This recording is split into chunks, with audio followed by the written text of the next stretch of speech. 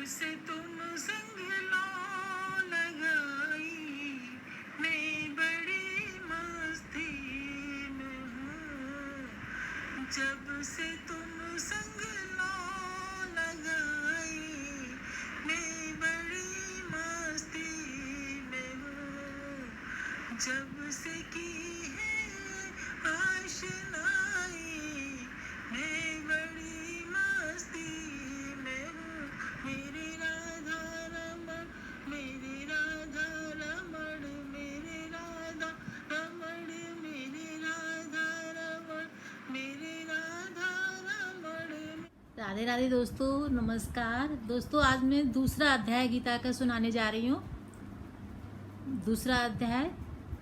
राधे राधे दोस्तों, नमस्कार। कल मैंने गीता सार पहले से लेके पूरे 18 अध्याय सुनाए थे। आज मैं पहला और दूसरा अध्याय सुनाने जा रही हूँ। और जब तक श्राद्ध रहेंगे डेली 1 या 2 अध्याय में डेली शेयर करने जाऊँगी वीडियो।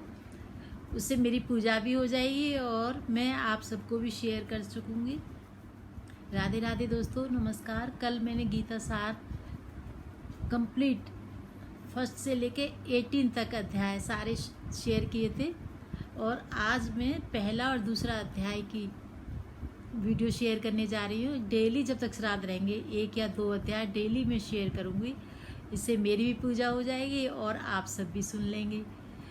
तो श्राद्ध के दिनों में गीता पढ़ना बहुत ही फलदायी होता है। श्राद्ध के दिनों में जो मांगे सो मिलता है। और गीता जरूर पढ़नी चाहिए अपने पूर्वजों के लिए, पितरों के लिए, उनको खुश करने के लिए।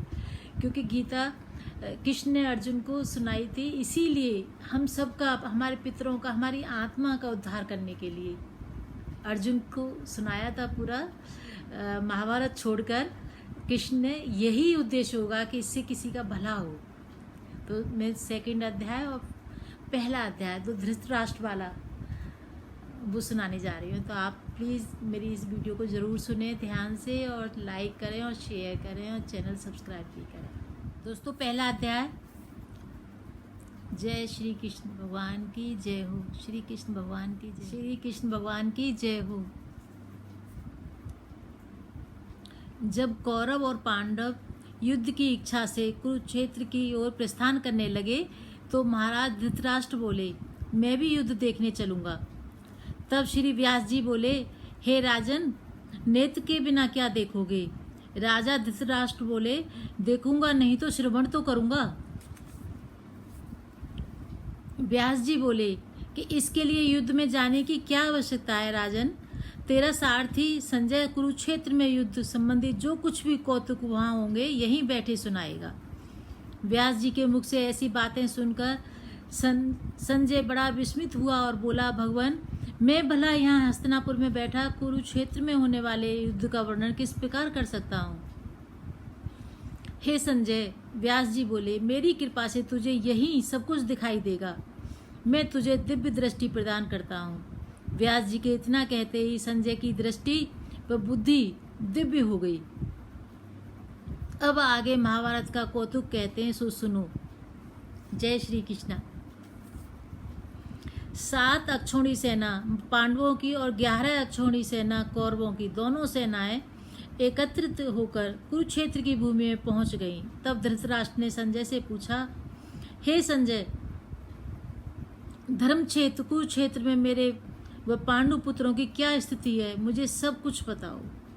महाराज, आपके पुत्र दुर्योधन ने पांडवों की सेना को देखा, फिर गुरु द्रोणाचार्य के समीप जाकर बोले, हे आचार्य, देखिए आपके बुद्धिमान शिष्य द्रुपद पुत्र धृष्टद्युम्न ने पांडवों की सेना की कैसी व्यूह रचना की है। उसके सहित इस सेना में बड़े बड़े योद्धा हैं। मैं आपको पांडवों की सेना के मुख्य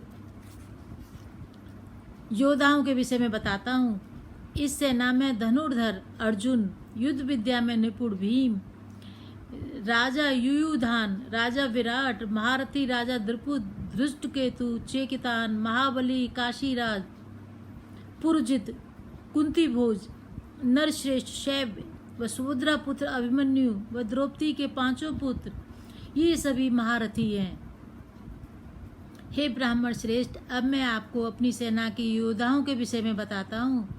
मेरी सेना में एक तो आप स्वयं हैं, दूसरे भीष्म पितामह हैं, मेरे मित्र महाबली कर्ण हैं, गुरु कृपाचार्य हैं, अश्वत्थामा हैं जो युद्ध में बड़े प्रवीण व चतुर हैं, उनके अतिरिक्त विकर्ण हैं, तथा सोमदत्त का पुत्र भूरिश्रवा है। हे गुरुदेव, इनके अतिरिक्त और भी बहुत से योद्धा हैं जो मेरे लिए अपने जीवन का मोह त्याग कर चुके हैं।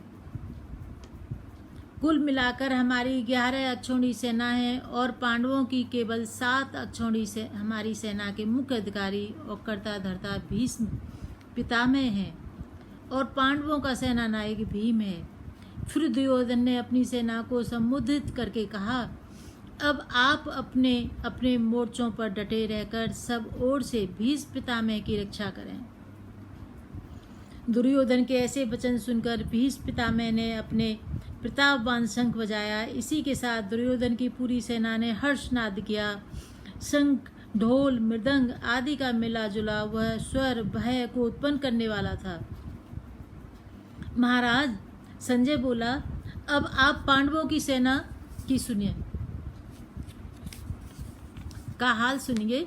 इस भयंकर शब्द को सुनकर श्री कृष्ण और अर्जुन ने भी शंखनाद किया। श्री कृष्ण ने 5 जन ने, अर्जुन ने देवदत्त नामक शंख बजाए, भीम ने पौंड्रक और युधिष्ठिर ने अंत विजय नामक शंख बजाए, नकुल ने सुघोष और सहदेव ने मणिपुष्पक नामक शंख बजाए। इसके साथ ही काशीराज शिखंडी, धृष्टद्युम्न और राजा विराट ने भी अपने अपने शंख बजाए। सुभद्रा पुत्र महाबाहु अभिमन्यु ने भी अपना शंख बजाया। इन शंखों के शोर को सुनकर महाराज धृतराष्ट्र के पुत्रों के हृदय विदीर्ण हो उठा। धरती और आकाश शब्दों से भर गया। तब अर्जुन ने धृतराष्ट्र पुत्र कौरवों की सेना की ओर देखा और अपना धनुष संभाल कर कहा, हे अच्युत, हे अविनाशी, मेरा रथ दोनों सेनाओं के बीच में ले जाकर खड़ा करें। मैं देखना चाहता हूँ उस दुर्बुद्धि दुर्योधन का हित चाहने वाले कौन कौन लोग उसकी सेना में शामिल होकर आए हैं और किससे मुझे युद्ध करना होगा।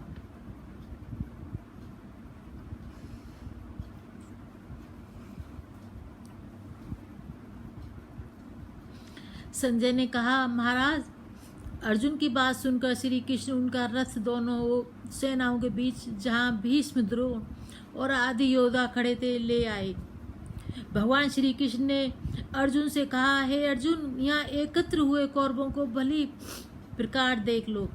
अर्जुन ने उस सेना में बहुत से योद्धा देखे, पितामह देखे, गुरु देखे, मामा, चाचा, ससुर, साले तथा भाई भतीजे, सब अपने अपने ही कुटुंबी देखे तो उसका मन करुणा से भर गया। द्रवित होकर भगवान कृष्ण से बोला, हे कृष्ण, युद्ध की इच्छा से आए हुए इन अपने ही बंधु बांधवों को देखकर मेरे अंग शिथिल हुए जाते हैं, मुख सूखा जा रहा है। हे केशव, मुझे यहाँ खड़े रहने की भी सामर्थ्य नहीं है और मैं शकुन भी उल्टे ही देख रहा हूँ। हे कृष्ण, संग्राम में अपने ही स्वजनों का वध करके हमें क्या लाभ होगा?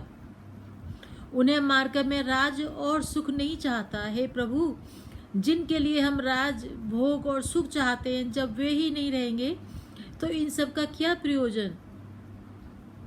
जिनके निमित्त राज्य लेना है, वही कुटुंबीजन, योद्धा, प्राणों का मोह त्याग कर युद्ध के निमित्त खड़े हैं और ये सब हमारे गुरुजन, चाचा, ताऊ, दादा, मामा, साले, ससुर, पुत्र, पोता आदि। मुझे इन्हें मारने की इच्छा नहीं है, मुझे इन पर बड़ी दया आ रही है। हे प्रभु, यदि इन्हें मारकर मुझे तीनों लोगों का राज भी मिले तो मैं इन्हें नहीं मारूंगा। भूमि के राज की तो बात ही क्या है। हे जनार्दन, धृतराष्ट्र के पुत्रों को मारकर तो हमें पाप ही लगेगा। यद्यपि ये महापापी है, तब भी वध के योग नहीं है। स्वजनों को मारकर भला हम सुखी कैसे रह सकते हैं? ये सब लोभ के वशीभूत हैं। इन्हें कुल नष्ट करने या मित्र के साथ कपट करने के दोष नहीं दिखते, तो क्या इनकी भांति मुझे भी नहीं दिखते? कुल को नाश को देखते हुए हमें इस पातक से दूर क्यों नहीं रहना चाहिए? कुल के नाश होने से कुल का प्राचीन धर्म नष्ट हो जाता है और धर्म का नाश होने से कुल में पाप बढ़ता है। हे श्री कृष्ण, पाप बढ़ने से कुल की स्त्रियां व्यभिचारिणी हो जाती हैं, जिससे वर्ण संकर संतान उत्पन्न होती है। ऐसे वर्ण शंकर उन कुल घातियों को, पूरे कुल को नरक में ले जाने में सहायक होते हैं, क्योंकि श्राद्ध तर्पण आदि बंद हो जाते हैं, जिससे पितर उत्तम लोक से गिरकर अधोगति को प्राप्त होते हैं। इस कारण हे श्री कृष्ण, जिसने कुल का नाश किया हो, वे सब पाप उसके सिर पर होते हैं। फिर उन सब पापों का क्या फल भोगते हैं, सो सुनो। वह प्राणी सदा नरक भोगता है, यह मैंने न्याय शास्त्र में पढ़ा है। अर्जुन बहुत अधिक पछताने लगा, फिर सिर पर हाथ फेर कर बोला, हा हा, देखो भाई देखो, मैं कैसा पाप करने जा रहा था।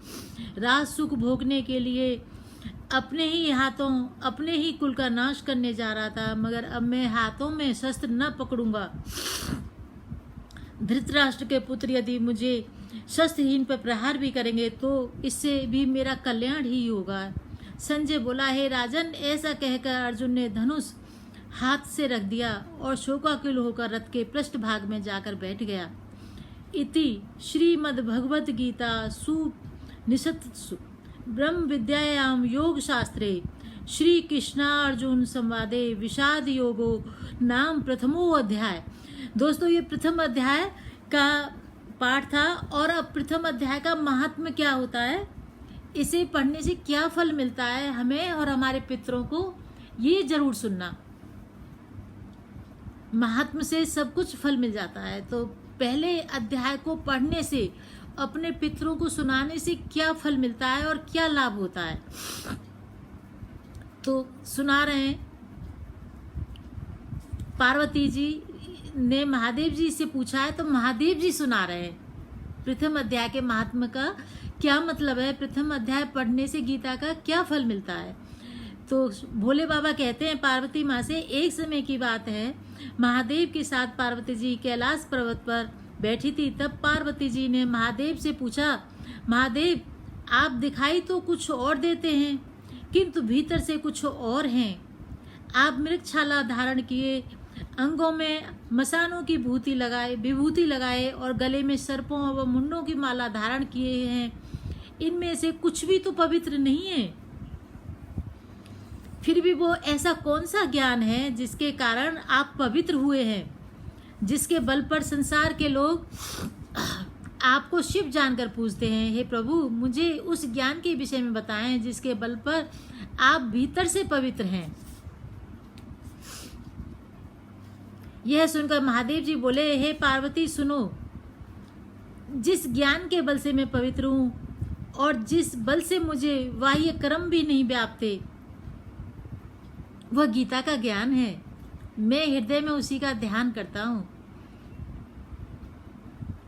मतलब शूद्र से शूद्र भी, गंदे से गंदा भी गीता के ज्ञान से पवित्र हो जाता है।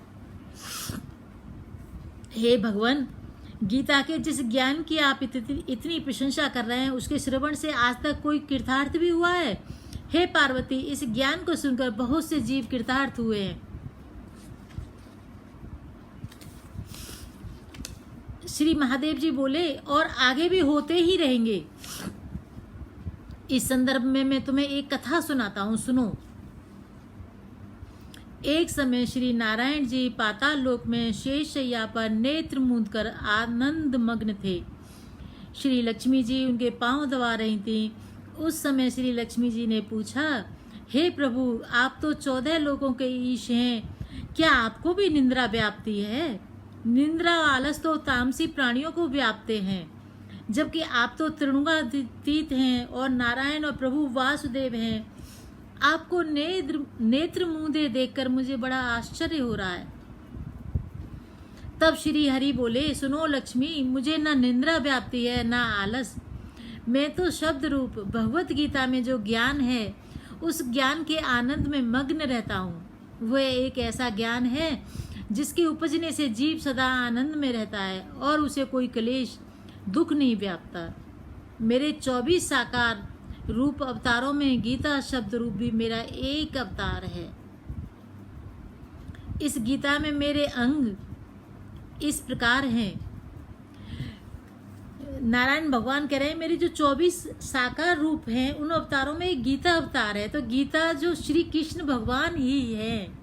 बोलो श्री कृष्ण भगवान की जय। गीता के पहले से 5 तक अध्याय मेरा मुख है, अगले 5 अध्याय मेरी भुजाएं हैं, 5 अध्याय मेरा हृदय और मन है, और 16वें अध्याय तो मेरा उदर है, 17वें अध्याय मेरी जंघाएं हैं, और 18वें अध्याय मेरे चरण हैं।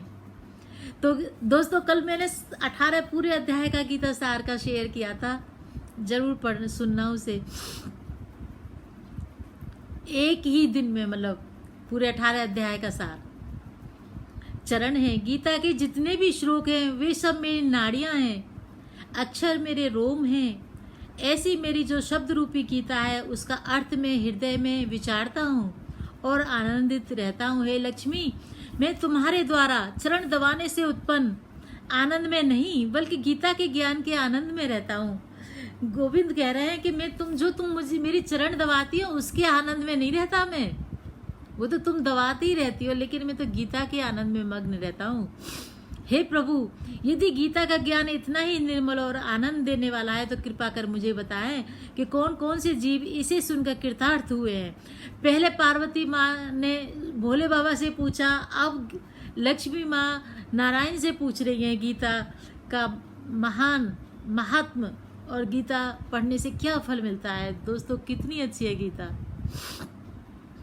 तो कृतार्थ हुए हैं। तो हे सुवर्णा लक्ष्मी सुनो, नारायण भगवान कह रहे हैं। अब श्री हरि विष्णु भगवान बोले, गीता के ज्ञान को सुनकर बहुत से जीव कृतार्थ हुए हैं। गीता के अध्याय का महात्म तो पीछे कहूंगा, पहले श्लोक श्रवण करो। सर्वशास्त्रमयी गीता, सर्वदेवमयो हरिः, सर्व तीर्थमयी गंगा, सर्वधर्ममयो दया। सर्वशास्त्रमयी गीता, सर्वदेवमयो हरि, सर्वतीर्थमयी गंगा, सर्वधर्ममयो दया। मनो जानद पाप पुण्य, देही जानद आपदा। गीता सर्व कृष्ण जानत, माता जाने सो पिता। दुई दुई लोचन सर्वाणाम विद्वानाम त्रिलोचन, सप्तलोचन धर्माणाम ज्ञानी नाम अनंत लोचन। अब इसका महात्म सुनो गीता का। शिवजी पार्वती जी को उसी प्रकार बताने लगे जिस प्रकार विष्णु भगवान श्री विष्णु भगवान ने लक्ष्मी जी को सुनाया था। श्री हरि बोले, हे लक्ष्मी, शूद्र वर्ण का एक प्राणी चांडाल का कार्य करता था तथा तेल नून का व्यापार करता था। नून का मतलब नमक। उसने एक बकरी पाली हुई थी। एक दिन वह बकरी चराने गया तो वृक्षों से पत्ते तो तोड़ते समय उसे एक सांप ने डस लिया। तत्काल ही उसके प्राण निकल गए। मरकर उस प्राणी ने बहुत से नरक भोगे और फिर बैल की योनि में जन्म लिया।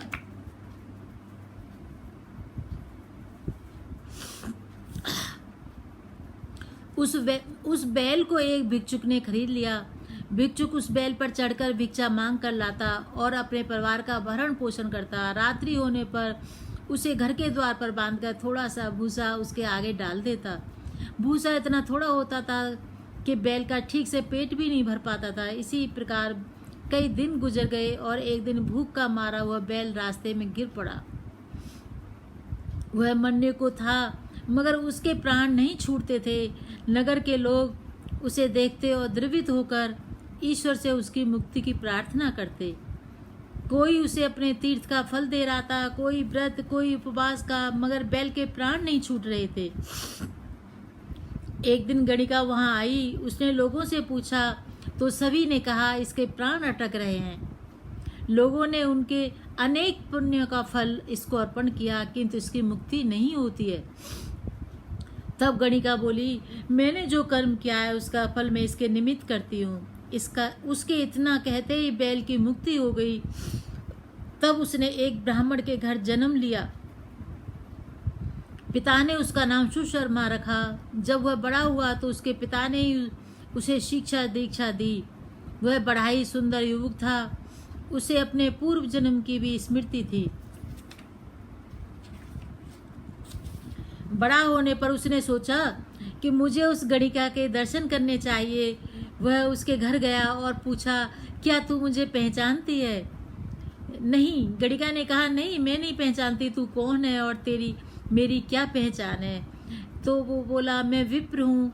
तू विप्र और मैं वैश्या। मैं वही बैल हूँ जिसने तूने अपना पुण्य दिया था। तेरे पुण्य के कारण मैं ही बैल की योनि छोड़कर विप्र योनि को प्राप्त हुआ हूँ। मैं उस पुण्य के विषय में जानना चाहता हूँ जो तूने मेरे निमित्त किया था, दान। तो हे विप्र, गणिका ने कहा, अपनी जानकारी में तो मैंने कोई पुण्य नहीं किया। हाँ, मेरे घर एक तोता है, वह सुबह सुबह कुछ पढ़ता है, वही मैं सुनती हूँ और उसी का फल मैंने तेरे निमित्त दिया था। तब विप्र ने उस तोते से पूछा, हे तोते, तू सवेरे सवेरे क्या पढ़ता है? तोते ने कहा, मैं पिछले जन्म में विप्र का पुत्र था। तब पिता ने मुझे गीता के पहले अध्याय का पाठ सिखाया था। एक दिन मैंने अपने गुरु की निंदा कर दी, जिस कारण गुरु ने मुझे शाप दे दिया। उसके शाप से मैं तोता हुआ एक दिन एक बहेलिए मुझे पकड़कर ले गया और ब्राह्मण के हाथों बेच दिया। वह ब्राह्मण अपने पुत्र को नित्य गीता जी का प्रथम अध्याय पढ़ाया करता था। उसी से मैं यह पाठ सीख लिया। फिर एक दिन उस ब्राह्मण के घर एक चोर आया और वह धन आदि न पाकर मेरा पिंजड़ा ही उठा लाया, और वह चोर इस गणिका का मित्र था। उसने मुझे इसे सौंप दिया। सो मैं नित्य प्रति गीता जी के पहले अध्याय का पाठ करता हूँ और यह सुनती है, मगर यह नहीं जानती कि मैं क्या पढ़ता हूँ। इसने उसी पाठ का फल तेरे निमित्त किया था। तब विप्र युवक ने कहा, हे तोते, तू भी विप्र है, मेरे आशीर्वाद से तेरा कल्याण हो। हे लक्ष्मी, उसके इतना कहते ही उस तोते की मुक्ति हो गई और गणिका ने भी उसी क्षण से भले कर्म ग्रहण किए। वह नित्य प्रति स्नान करती हुई गीता जी के पहले अध्याय का पाठ करती थी। इसी कारण ये क्या ब्राह्मण, क्या क्षत्रिय, क्या शूद्र, सभी उस वैश्या की पूजा करने लगे। हे लक्ष्मी, जिस विष्णु भगवान बोले, हे लक्ष्मी, जो अनजाने में भी गीता का प्रथम अध्याय श्रवण कर उसे भी मुक्ति मिलेगी। और इसका क्या फल कहूँ, इसका फल तो अतुल है। यह मैंने तुमसे गीता के प्रथम अध्याय का महात्मा कहा है। बोलो सच्चिदानंद भगवान की जय। दोस्तों, आज ये पहला अध्याय कंप्लीट हो गया है महात्मा सहित। आप जरूर इस वीडियो को सुने और सभी के लिए बहुत ही फलदायी, लाभकारी है ये। इन दिनों अपने पितरों को खुश करें। पितरों के खुश होने से ही घर में गोपाल और राधा आती हैं, शादियां होती हैं, सारी खुशियां पितरों से ही होती हैं। जिसके पितर नाराज होते हैं तो खुशियां आने में अड़चने होती रहती हैं। तो इसी के साथ दोस्तों थोड़ा सा संकीर्तन। श्री कृष्ण गोविंद हरे मुरारी, हे नाथ नारायण वासुदेवा। श्री कृष्ण गोविंद हरे मुरारी, हे नाथ नारायण वासुदेवा। श्री कृष्ण गोविंद हरे मुरारी, हे नाथ नारायण वासुदेवा। दोस्तों, श्री कृष्ण कहते हैं, इसमें बीच में आएगा किसी भी अध्याय में कि जो भी गीता का पाठ पढ़ता है तो समझो मैं उसके पीछे उसके सर पर हाथ रख कर खड़ा हूँ। उस समय महसूस होता है कृष्ण हमें आशीर्वाद दे रहे हैं, कृष्ण हमारे सर पर हाथ रख रखा है। श्री कृष्ण गोविंद हरे मुरारी, श्री कृष्ण गोविंद हरे मुरारी, हे नाथ नारायण वासुदेवा। श्री कृष्ण गोविंद हरे मुरारी, हे नाथ नारायण वासुदेवा। श्री कृष्ण गोविंद हरे। श्री विष्णु भगवान बोले, जो अनजाने में भी गीता का प्रथम अध्याय श्रवण करे उसे भी मुक्ति मिलेगी। और इसका फल क्या कहूँ, इसका फल तो अतुल है। यह मैंने तुमसे गीता के प्रथम अध्याय का महात्मा कहा है। दोस्तों, इस वीडियो में ये महात्मा और अध्याय पूरा सुनाऊंगी। श्री कृष्ण गोविंद गोविंद हरे मुरारी, हे नाथ नारायण वासुदेवा, श्री कृष्ण गोविंद हरे मुरारी, हे नाथ नारायण वासुदेवा, श्री